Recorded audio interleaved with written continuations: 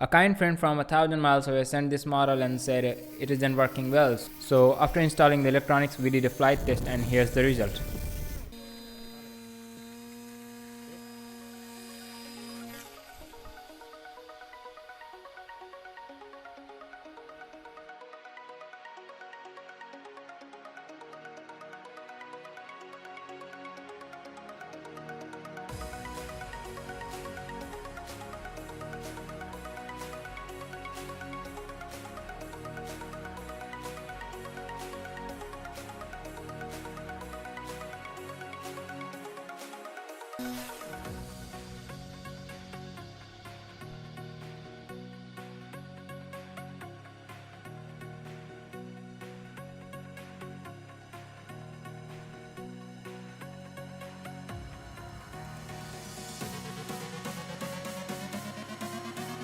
So yeah, it changes the raw state automatically.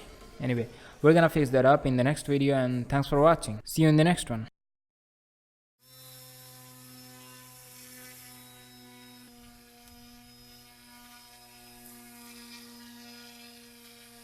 Oh, come on, man.